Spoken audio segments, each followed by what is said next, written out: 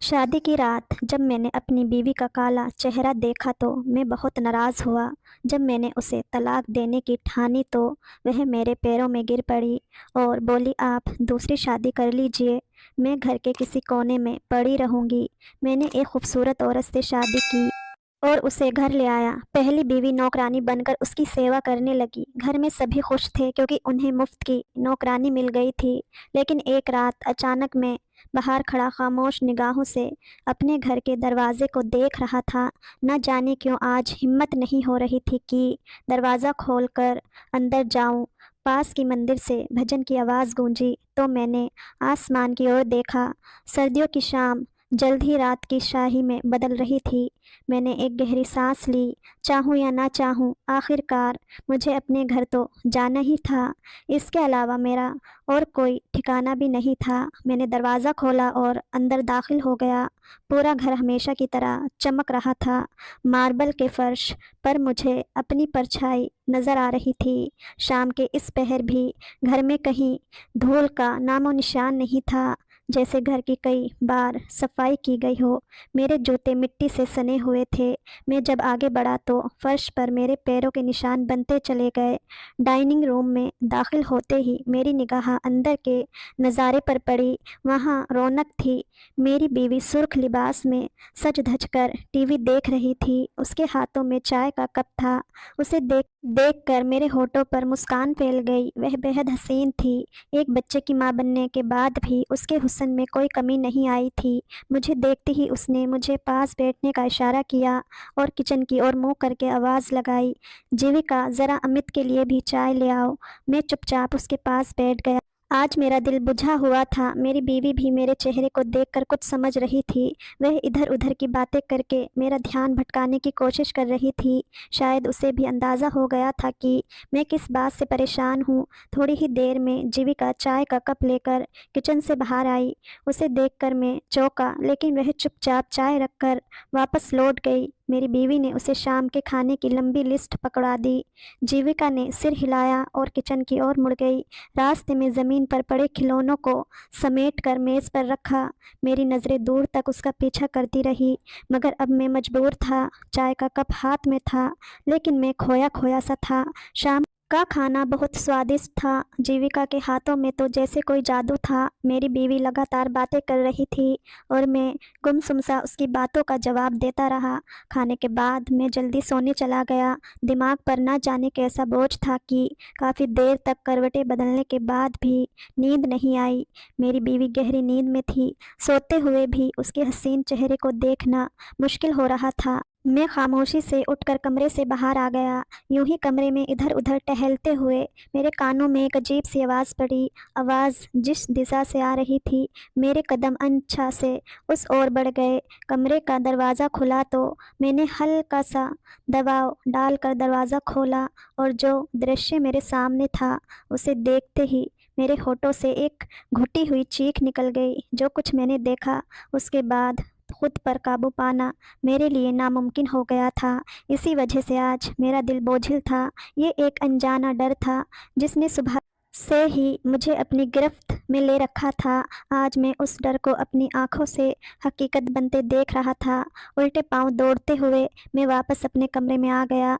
मेरी सांसें थमने का नाम नहीं ले रही थी और मेरे पसीने छूट रहे थे। इस सर्द मौसम में भी मुझे अपने शरीर पर पहने हुए कपड़े चुभने लगे। मेरा दिल ज़ोर ज़ोर धड़क रहा था। आंसू थे कि रुकने का नाम ही नहीं ले रहे थे। अगर कोई रात के इस सन्नाटे में मुझे, जो कि एक मजबूत मर्द था, रोते हुए देख लेता तो न जाने क्या सोचता। लेकिन सच्चाई तो ये थी कि मुझे बीता हुआ कल पूरी ताकत से झकझोर रहा था। चाहकर भी मैं खुद को 3 साल पहले की उस घटना को याद करने से नहीं रोक पाया जिसने मेरी पूरी ज़िंदगी को उलट पुलट कर रख दिया था। मैं इंग्लैंड से पढ़कर लौटा था तो मेरी व्यक्तिमत में एक अलग ही निखार था। मैं खुद को हवा में उड़ता हुआ महसूस कर रहा था। पूरे ख़ानदान में कोई लड़का मेरे मुकाबले का नहीं था। यहाँ तो लोग हिंदुस्तान में पढ़ने को तरसते हैं।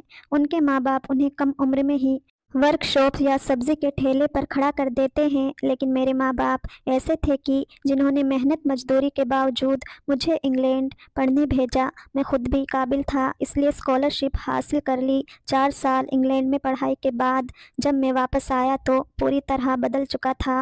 मेरे घर आने की खुशी में माँ ने पूरे ख़ानदान को दावत पर बुलाया था। ख़ानदान की औरतें मेरा माथा चूमते हुए मेरे लिए दुआएं कर रही थी। मैं सब समझ रहा था। लड़कियां छिप छिप कर मुझे देख रही थी और एक दूसरे को इशारा कर रही थी।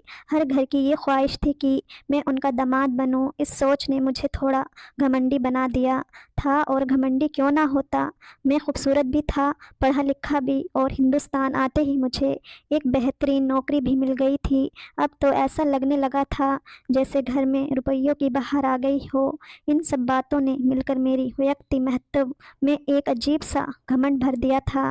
दावत के दौरान भी मैंने कई लड़कियों की निगाहें खुद पर महसूस की थी, लेकिन मैंने सर झटक दिया। शादी करूंगा तो अपनी ही मर्ज़ी से, और मेरी बीवी तो बिल्कुल मेरे बराबर की होनी चाहिए। इस ख्याल ने मेरे दिल में गहरी जगह बना ली थी। दावत ख़त्म हुई तो माँ बर्तन समेटते हुए बेहद खुश नज़र आ रही थी। वह बार बार मेरी बलाएं ले रही थी। पहले इस ख़ानदान ने कभी हमें महत्व ही नहीं दिया था, और अब जब मेरा बेटा शिक्षित हो गया है तो देखो कैसे सब हमारे आगे पीछे फिर रहे हैं। वह बड़े फ़क्र से कह रही थी। मैं मुस्कुरा दिया। तभी वह पिताजी के पास बैठकर उन्हें किसी रिश्तेदार के बारे में बताने लगी जिन्होंने मुझे अपनी बेटी का रिश्ता देने की बात की थी। मुझे गुस्सा आ गया। माँ, मेरे लिए रिश्ता देखने की कोई ज़रूरत नहीं है। शादी तो मैं अपनी मर्ज़ी से ही करूँगा, मैंने कहा। लेकिन माँ का तो चेहरा ही उतर गया। खबरदार, जो ऐसी बात की अपनी मर्ज़ी से न जाने कहाँ से लड़की उठा कर ले आएगा। शादी से पहले जात खानदान सब देखना होता है, और सबसे ज़रूरी बात यह है कि लड़की घर बसाने वाली होनी चाहिए। इसलिए शादी मैं अपनी मर्ज़ी से ही करूँगी, और फिक्र मत कर, मैं तेरे लिए हीरे जैसी लड़की ढूंढ कर लाऊंगी। माँ की बात पर मैं मुस्कुरा दिया। चाहे मैं ढूंढूं या माँ ढूंढे, मुझे तो हीरे जैसी लड़की ही चाहिए थी। इसी बीच मेरे मोबाइल पर किसी की कॉल आ रही थी। मैं मोबाइल हाथ में लेकर घर से बाहर निकल गया, लेकिन जहन अब भी माँ की बातों में ही उलझा हुआ था। शादी के सपने तो मेरे दिल में पहले से थे, और वैसे भी कौन सा नौजवान लड़का होगा जिसे शादी की ख्वाहिश ना हो। अच्छा घर, अच्छी शिक्षा, पैसे की कोई कमी नहीं थी। अब बस ज़िंदगी में एक खूबसूरत बीवी की कमी थी जो मेरे साथ कदम से कदम मिलाकर चल सके। एक रोज़ जब मैं नौकरी से घर आया तो घर में कुछ गैर मामूली चहल पहल नज़र आई। अपने कमरे में दाखिल हुआ तो देखा एक औरत मेरे सामने बैठी थी जो अचानक उठकर मेरे माथा चूमने लगी। मैंने गौर से देखा तो उनकी शक्ल कुछ जानी पहचानी लगी। मैंने सवालिया निगाहों से माँ की तरफ देखा। माँ मुस्कुराई। ये तुम्हारी बुआ है जो दूसरे शहर में रहती है। तुम्हारे इंग्लैंड से आने की खबर मिली तो तुमसे मिलने के लिए आई है। माँ की बात पर मैंने समझने के अंदाज में सिर हिला दिया। बुआ मुझसे बहुत मोहब्बत से पेश आ रही थी। उनके साथ उनके पति भी थे। वह भी अच्छे इंसान लगे। हाँ, उनके हुलिये से लग रहा था कि वह लोग ज़्यादा संपन्न नहीं हैं। कपड़े सादे मगर साफ़ सुथरे और अच्छे इस्त्री किए हुए थे। पिताजी उनसे बहुत मोहब्बत से पेश आ रहे थे, और माँ भी बार बार खाने पीने की चीज़ें उनके सामने रख रही थी। मुझे ये सब थोड़ा अजीब ज़रूर लगा, क्योंकि माँ ने कभी अपने ससुराल वालों की इतनी खातिरदारी नहीं की थी। लेकिन मैं कंधे उचकाकर अपने कमरे में चला गया। बाहर काफ़ी देर तक महफिल जमी रही। सब लोग आपस में हंसी मजाक करते रहे। अगली सुबह मैं काम पर चला गया। जब वापस आया तो माँ बहुत खुश थी। उन्होंने बताया कि बुआ लोग यहाँ इसलिए आए थे क्योंकि वह मुझे अपनी बेटी का रिश्ता देना चाहते हैं। मैं गरूर से मुस्कुरा दिया। लोग तो अब मुझे घर आकर अपनी बेटियों के रिश्ते देने को तैयार थे। माँ बहुत खुश थी और वह इस रिश्ते के लिए रजामंद भी थी, लेकिन मुझे थोड़ा संकोच था। मैं लड़की को देखना और उससे मिलना चाहता था। जब मैंने अपनी बात माँ से कही तो वह हंस पड़ी और बोली, अरे फिक्र की कोई बात नहीं, मैंने उसे देख रखा है। वह बेहद खूबसूरत है और तुम्हारी हर उम्मीद पर खरी उतरेगी।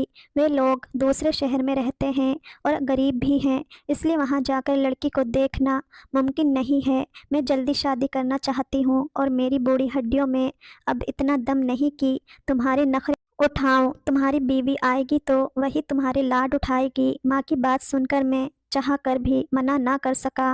मुझे पता था कि मेरी माँ इतनी जल्दी किसी चीज़ को पसंद नहीं करती, और अगर उन्होंने ससुराल की किसी चीज़ की तारीफ़ की है तो वह वाकई अच्छी ही होगी। मैंने शादी के लिए रजामंदी दे दी। घर में तुरंत ही शादी की तैयारियां शुरू हो गई। मैंने पूरी कोशिश की कि किसी तरह अपनी होने वाली बीवी से बात कर सकूं, लेकिन मुझे पता चला कि उसके पास मोबाइल फ़ोन भी नहीं है और ना ही वह किसी से इस तरह की मुलाकात करती है। कोई बात नहीं, मैंने खुद को तसल्ली दी। शादी में अब दिन ही कितने रह गए हैं। ऑफिस में मेरे सभी दोस्तों की मेरी शादी की खबर लग गई थी और सब मुझे मुबारकबाद दे रहे थे। वह सभी हाई स्टैंडर्ड वाले लोग थे, इसलिए मैंने शहर के सबसे बड़े हॉल में अपने रिसेप्शन की पार्टी रखी थी। मैं चाहता था कि जब मैं अपनी बीवी के साथ स्टेज पर जाऊं तो सबकी निगाह हम पर ठहर जाए। शादी का दिन भी आ गया। मैंने दिल खोल कर पैसे खर्च किए थे। बरी की एक एक चीज़ शानदार बनाई गई थी। हमें बारात लेकर दूसरे शहर जाना था। सफ़र की थकावट ने हम सबको थका दिया था, लेकिन मुझे अपनी शादी की खुशी थी। हालांकि जब मैं एक छोटे से घर में दूल्हा बनकर बैठा तो मुझे घुटन सी महसूस होने लगी। मुझे वहाँ बैठना बहुत बुरा लग रहा था। मैंने माँ से कहा भी था कि बुआ से कह दें कि शादी हॉल में हो, लेकिन उन्होंने अपने छोटे से घर में ही इंतज़ाम कर लिया था। मैं चाहकर भी कुछ कह नहीं सका और चुपचाप सहन करता रहा। मैं बेसब्री से अपनी दुल्हन का इंतज़ार कर रहा था। थोड़ी ही देर में शादी के मंत्र पढ़ा दिए गए और शादी संपन्न हो गई। मैंने माँ की ओर सवालिया निगाहों से देखा। मुझे भूख लग रही थी, लेकिन दुल्हन वालों की तरफ से खाने पीने की कोई चीज़ पेश नहीं की जा रही थी। आखिरकार थक हार कर मैंने अपने ससुर से पूछ ही लिया। मेरा सवाल सुनकर वो खामोश हो गए। फिर बोले, बेटा, हमने तो पहले ही कह दिया था कि हम बारातियों को खाना नहीं खिला सकते। तुम्हारी माँ से पहले बात हो गई थी। उन्होंने ही कहा था कि बारातियों को खाना वे खुद खिलाएंगी। उन्होंने ये बात बहुत आम अंदाज में कही, लेकिन मेरे ऊपर तो जैसे पहाड़ टूट पड़ा। मुझे बहुत गुस्सा आया। ये तो सीधी साधी मेरी बेइज्जती थी। मेरे साथ आए मेहमान इधर उधर खाना ढूंढ रहे थे और मेरा चेहरा शर्म से लाल हो गया था। ससुराल वालों के खिलाफ ये मेरे दिल की पहली गांठ बन गई थी। मैं चुपचाप उठा और एक जान पहचान वाले को फ़ोन कर खाने के लिए कह दिया। थोड़ी देर में बारातियों का खाना पहुंच गया। मैं माँ से कुछ पूछना चाहता था, लेकिन वह समय सही नहीं था। मैंने खुद को समझाया, चलो कोई बात नहीं। जब मेरी दुल्हन को मेरे सामने लाकर बैठाया गया तो मुझे थोड़ी तसल्ली हुई। वह लंबी कद की थी और उसने चेहरे पर घूंघट लिया हुआ था। उसका सजा संवरा हुआ रूप देखकर मुझे लगा कि वह ज़रूर बहुत खूबसूरत होगी। अब मुझे रुखसती की जल्दी होने लगी थी। थोड़ी ही देर में बारात रवाना होकर शहर के लिए निकल गई। जब हम वापस पहुँचे तो रात हो चुकी थी। मैं बेसब्र हो रहा था, लेकिन माँ को रस्मों की पड़ी थी। छोटी छोटी कई रस्में करते करते रात के 12 बज गए। आखिरकार मैंने इशारे से माँ को बता दिया कि अब मैं अपने कमरे में जाना चाहता हूँ। इशारा सबने देख लिया और हंसने लगे। फिर माँ मेरी बीवी को कमरे में ले जाकर बैठा आई। उनके चेहरे पर एक अजीब सी मुस्कान थी, जिसकी वजह मुझे समझ नहीं आई। मेहमान कमरे से रुखसत हो गए तो मैंने दरवाज़ा बंद किया और पलटा। बेड पर मेरी बीवी अपने लहंगे को फैलाए बैठी थी। कमरे में असली फूलों से बहुत खूबसूरती से सजावट की गई थी। मैं धीरे धीरे चलता हुआ बिस्तर की तरफ गया और उसके सामने जाकर बैठ गया। आज मेरे अरमानों के पूरे होने का दिन था। मेरी शानदार ज़िंदगी में जो एक कमी थी वह आज पूरी हो गई थी। एक खूबसूरत बीवी जिसकी मौजूदगी मुझे मुकम्मल बना देती। मैंने हाथ बढ़ाकर उसका घूंघट उठाया, लेकिन अगले ही पल जैसे मेरे पैरों तले ज़मीन खिसक गई। मेरी आंखें हैरानी से फटी की फटी रह गई, क्योंकि सामने मेरी बुआ की बेटी बैठी थी। वह मुस्कुरा रही थी, लेकिन उसकी मुस्कान के बावजूद चेहरे पर कोई ख़ास चमक नहीं थी। उसका रंग बेहद सांवला था, नैन नक्श भी साधारण थे, और सबसे बड़ी बात, उसके दाएं गाल के ठीक ऊपर एक उभरा हुआ बड़ा मस्सा था। मेरे दिल में एक टीस सी उठी। वो चुपचाप बैठी थी, शायद मेरी तारीफ़ की या मुंह दिखाई के तोहफे की उम्मीद कर रही थी। लेकिन एक नज़र डालने के बाद मेरा मन नहीं हुआ कि मैं दोबारा उसकी तरफ देखूं। गम और गुस्से से मेरे दिमाग की नसें जैसे फटने लगी। ये क्या किया माँ ने? उन्होंने तो कहा था कि तुम बेहद खूबसूरत हो, लेकिन तुम्हारी सूरत तो ऐसी है कि मैं तुम्हें एक बार देखने के बाद दोबारा नहीं देख सकता। तुम मेरी उम्मीदों पर खरी नहीं उतरी। मुझसे बहुत बड़ी भूल हो गई कि बिना देखे तुमसे शादी कर ली। मेरे लबों से ये कड़वे अल्फाज निकल पड़े। वो जो अब तक धीमे धीमे मुस्कुरा रही थी, अचानक मेरी तरफ देखने लगी। मेरी बातों ने उसकी आंखों में आंसू ला दिए थे। मैंने नफरत भरी नज़र से उसे देखा और घृणा से मुंह फेर लिया। मुझे तो हमेशा से गोरे रंग की चाहत थी और मेरी बीवी का रंग इतना सांवला होगा ये तो मैंने कभी सपने में भी नहीं सोचा था। सांवली रंगत पर किया गया मेकअप उसे और भी बदसूरत बना रहा था। मैं घबराकर बिस्तर से नीचे उतर गया और कहा, मैं तुम्हें तलाक दे दूंगा। मैं तुम्हें अपनी बीवी बनाकर नहीं रख सकता। कल रिसेप्शन में सब लोग तुम्हें देखकर मेरा मजाक उड़ाएंगे। मेरी इन बातों से उसके चेहरे पर जैसे सन्नाटा सा छा गया। वो अचानक बिस्तर से नीचे उतरी और मेरे पैरों को पकड़ लिया। नहीं अमित, भगवान के लिए मुझे तलाक मत देना। मेरे माँ बाप बहुत गरीब हैं। ये सदमा उनके लिए पहाड़ जैसा होगा। अगर मैं बदसूरत हूँ तो इसमें उनका क्या कसूर है? मैं आपको हर खुशी दूंगी, बस मुझे तलाक मत दीजिए। वह फूट फूट कर रो रही थी, लेकिन उसके गहरे सांवले हाथों में मेरे सफ़ेद पैर बहुत अजीब लग रहे थे। मैं पीछे हट गया। मैंने अपने सिर से टोपी उतार कर फेंक दी। मेरा दिल चाह रहा था कि कमरे की हर चीज़ को तहस नहस कर दूं। वह फूट फूट कर रो रही थी। अचानक ही वह अपनी जगह से उठी और बोली, अगर आपको मेरी शक्ल सूरत पसंद नहीं है तो आप दूसरी शादी कर लें। मैं आपको कभी नहीं रोकूंगी। बस मुझसे मेरा नाम मत छीनिए। मैं यही घर के किसी कोने में पड़ी रहूंगी और आप लोगों की सेवा करती रहूंगी। मैं आपसे बहुत मोहब्बत करती हूँ और आपके बिना नहीं रह सकती। उसकी बात पर मेरे अंदर नफरत की एक और लहर जाग गई। उसका मुझसे किसी भी किस्म का ताल्लुक़ अब बर्दाश्त नहीं हो रहा था, लेकिन मैं कुछ कर भी नहीं सकता था। काफ़ी देर कमरे में टहलने के बाद आखिरकार मैंने दरवाज़ा खोला और बाहर निकल गया। माँ बाहर सोफ़े पर बैठी थी। मुझे बाहर आता देख उनके चेहरे पर एक बार फिर मुस्कुराहट आ गई। उन्होंने मुझसे बिल्कुल नहीं पूछा कि मैं इस वक्त बाहर क्यों आया हूँ, वह भी आज की रात, बल्कि वह खामोशी से बैठी माला जपती रही। मैं घर से बाहर निकल गया। न जाने कितनी देर सड़कों पर भटकता रहा। आखिरकार मैंने फैसला कर लिया कि मैं अपने परख के मुताबिक एक खूबसूरत लड़की से शादी ज़रूर करूँगा। अगले दिन रिसेप्शन की पार्टी थी। मैंने उसे ताकीद की थी कि वह अपने चेहरे से घूंघट नहीं उठाएगी। उस बेचारी ने मेरी बात मान ली। पूरी पार्टी के दौरान लोग कहते रहे, रिसेप्शन में दुल्हन का तो कोई घूंघट नहीं होता, लेकिन माँ सबको चुप करा देती। मेरा दिल उससे पूरी तरह बेजार हो चुका था। शादी के बाद जब दावतें शुरू हुई तो मैं बहाने बनाकर हर जगह मना कर देता। अगले दिन मैंने काम पर जाना शुरू कर दिया, लेकिन मेरा सबसे अच्छा दोस्त समीर कुछ कुछ समझ चुका था। मेरे जैसा घूमने फिरने का शौकीन इंसान शादी के अगले दिन ही काम पर पहुंच जाए, ये बात उसे खटक गई। उसने मुझे उसी शाम अपने घर दावत पर बुलाया। मैंने मना करना चाहा, लेकिन उसने सख्ती से मेरी बात ठुकरा दी। उसने कहा, भला शादी के अगले दिन कौन काम पर जाता है? तुम हनीमून पर नहीं गए? अब भाभी को लेकर मेरे घर दावत पर ज़रूर आना। मेरी उतरी हुई शक्ल देखकर वह सब समझ गया था। न चाहते हुए भी उस शाम में अपनी बीवी को लेकर उसके घर पहुंच गया। मेरे दो दोस्तों ने जब मुझे उस मामूली शक्ल सूरत वाली लड़की के साथ आते देखा तो वे समझ गए कि मेरा चेहरा उदास क्यों था। उसने घर में तरह तरह के पकवान बनाए थे। उसके घर वाले मुझे घर का ही एक सदस्य समझते थे, जबकि उनसे ये मेरी पहली मुलाकात थी। समीर ने खाने पर बैठने का कहा, लेकिन मैं थोड़ी देर के लिए ठिठक गया। उसकी छोटी बहन खाने की मेज़ सजा रही थी। उसे देखकर मैं अपनी नज़रें हटाना भूल गया। वह इतनी हसीन थी जैसे सीधे स्वर्ग के बाग से इस दुनिया में आई हो। लंबे घुंघराले बाल, नाजुक चेहरा और गोरी रंगत मेरे दिल दिमाग पर छा गई। मैं बिल्कुल वैसे ही लड़की को अपनी पत्नी बनाना चाहता था। जब मेरी नज़रों की दिशा का उसे एहसास हुआ तो उसने मुझे देखा और उसके चेहरे पर शर्म की लाली फैल गई। मेरा दिल बेकाबू हो गया। मैं किसी भी हालात में उसे अपनी बीवी बनाना चाहता था। मेरी बदसूरत बीवी चुपचाप ये सब देखती रही। उसने बहुत कम खाना खाया था। समीर के घर से लौटते वक्त मैं दिल ही दिल में तय कर चुका था कि मैं उससे, समीर की बहन से बात करूंगा, और मैंने ज़्यादा इंतज़ार नहीं किया।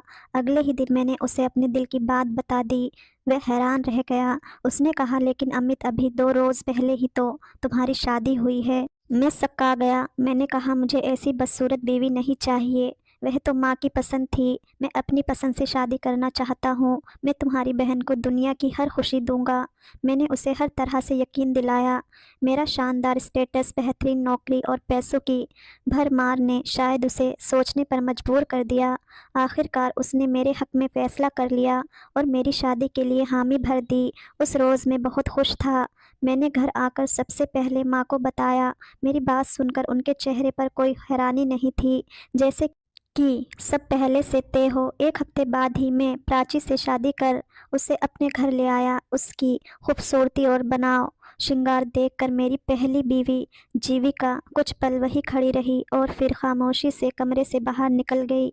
मैंने अलमारी से उसके सारे कपड़े निकाल कर सोफे पर रख दिए और कहा, इस कमरे में अब प्राची रहेगी। तुम माँ के कमरे में या स्टोर रूम में सो जाओ। मैंने नफरत भरे लहजे में कहा, लेकिन वे कुछ नहीं बोली। हाँ, उसकी आंखों में आंसू ज़रूर चमक रहे थे। उसने चुपचाप स्टोर रूम को अपना ठिकाना बना लिया।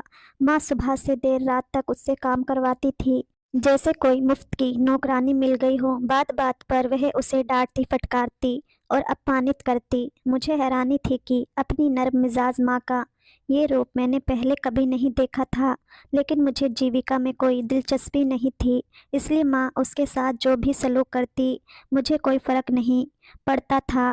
मैं तो अपनी नई ज़िंदगी में मगन था। प्राची फैशनेबल लड़की थी। वह नए स्टाइल के कपड़े पहनती और हमेशा मेकअप की रहती। उसका हुस्न देखकर मैं बहुत खुश रहता। घर के सारे काम जीविका करती थी, इसलिए प्राची को किसी काम की ज़रूरत ही नहीं पड़ती थी। शादी के कुछ ही समय बाद मैं प्राची को लेकर हनीमून पर चला गया। यूरोप का लंबा टूर करने के बाद जब घर लौट कर आया तो पता चला कि प्राची गर्भवती है। मेरी ज़िंदगी अब पूरी होने जा रही थी। मैं बेहद खुश था। बस एक बात खटकती थी। घर में खामोशी से चलती फिरती जीविका मुझे अब किसी साई की तरह लगने लगी थी। वे कभी कुछ नहीं कहती थी।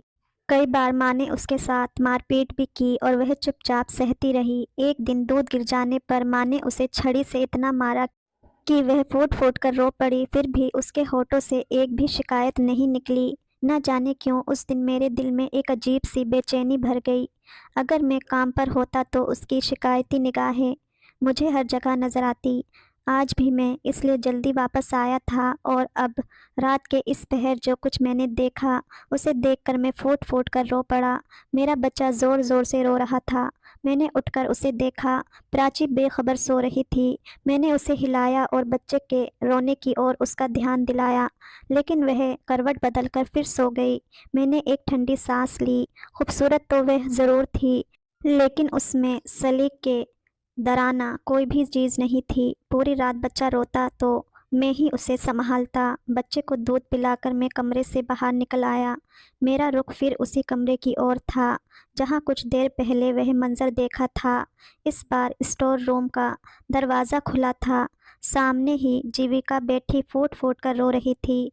माँ अब भी उसके सामने खड़ी थी। देखा तेरी माँ ने शादी के बाद जो कुछ मेरे साथ किया था, उसका मैंने कैसा बदला लिया। मुझे तेरी शक्ल और सूरत देखकर अंदाज़ा हो गया था कि मेरा बेटा तुझे कभी मुंह नहीं लगाएगा, इसलिए मैंने जानबूझकर तेरी शादी उसके साथ करवाई। अब देख तो घर में किसी कचरे की तरह पड़ी रहती है, और तेरी माँ के दिल को जो तकलीफ़ होती है उससे मुझे बहुत सुकून मिलता है। आधी रात को यहाँ भगवान की माला जप कर क्या साबित करना चाहती है? बहुत बड़ी नेक बनने की कोशिश कर रही है। चल उठ, मेरे लिए दूध गर्म करके ला। माँ ने उसे ज़ोर से लात मारी।